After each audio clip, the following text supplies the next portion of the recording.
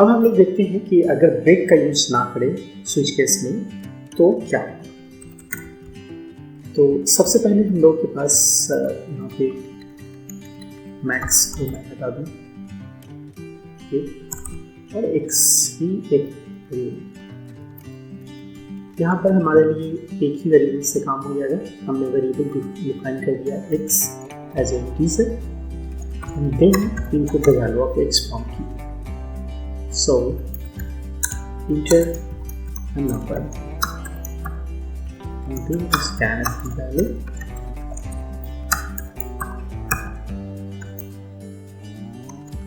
and here we are using the x as a selector and check the case 1, then enter hello and leave the break। हम लोगों ने अभी break use नहीं किया और direct use करते हैं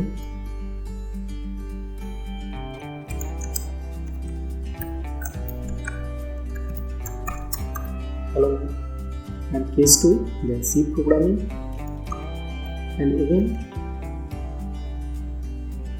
हम लोगों ने ब्रेक नहीं यूज किया। केस 3 और इसमें लिखते हैं हम लोग end of program,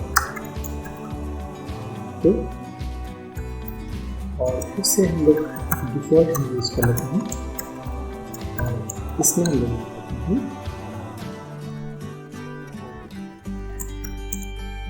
it is default section और फिर स्विच केस को क्लोज करें। अब आप देख सकते हैं कि इसका जो आउटपुट आएगा वो क्या है।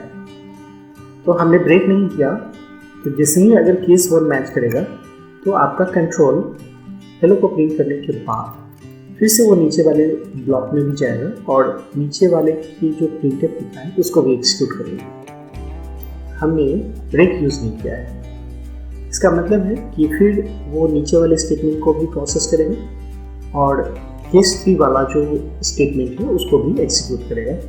तो आउटपुट ये भी दे देगा इन द प्रोग्राम। और इसके बाद हम लोगों ने फिर ब्रेक नहीं यूज किया है, तो देखते हैं हम लोगों का जो आउटपुट है वो क्या है। तो हमने सपोज 1 डाल दिया, तो 1 के बाद जो भी हम लोगों ने मैसेज लिखा है वो सारे आउटपुट आ गए। Hello C programming in the program is default section. क्योंकि हम लोगों ने कहीं पर ब्रेक का यूज नहीं किया है, इसका मतलब है कि अगर केस 1 मैच किया तो केस 1 के नीचे जितना भी स्टेटमेंट है सारे प्रोसेस करेंगे, ओके। क्योंकि हमारे पास ब्रेक यूज नहीं किया गया है। तो आप अगर इसको स्टेप बाय करके देखना चाहते हैं तो सबसे पहले आप F7 को प्रेस करें और एक वैल्यू में डाल दिया 1। केस 1 के साथ मैच किया तो हेलो को प्रिंट करेगा।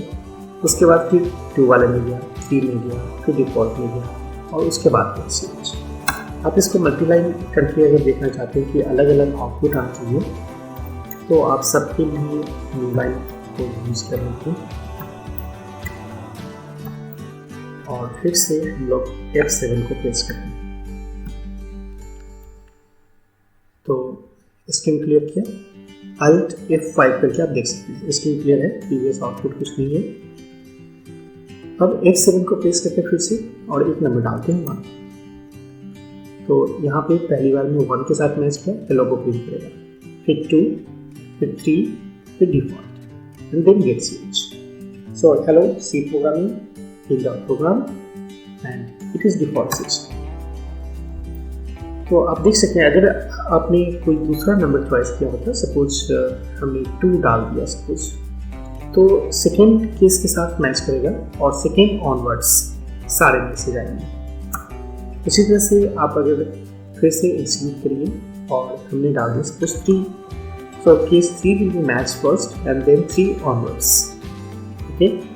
in the program it is default section। और अगर हमने 3 भी नहीं डाल, अगर 4 डाल दिया तो किसके साथ मैच नहीं किया, इसलिए डिफॉल्ट सेक्शन बना।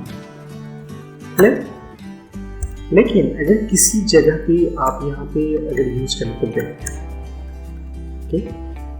और अभी अगर हम लोग चॉइस 1 डालते हैं तो केस 1 के साथ मैच किया तो हेलो प्रिंट करेगा। फिर इसके बाद ब्रेक नहीं है इसलिए केस 2 वाला भी प्रिंट करेगा सी प्रोग्राम में, लेकिन इसके बाद ब्रेक है तो जैसे ही ब्रेक मिलेगा कंट्रोल जो होगा हमारा वो ट्रांसफर हो जाएगा बाहर और केस 3 और डिफॉल्ट सेक्शन का आउटपुट नहीं। तो देखते हैं F7 के बाद सबसे पहले हम लोग डालते हैं 2 सपोज 1 तो 1 के साथ मैच किया हेलो, केस 2 का भी आउटपुट आएगा सी प्रोग्रामिंग और उसका ब्रेक सो हेलो सी 1।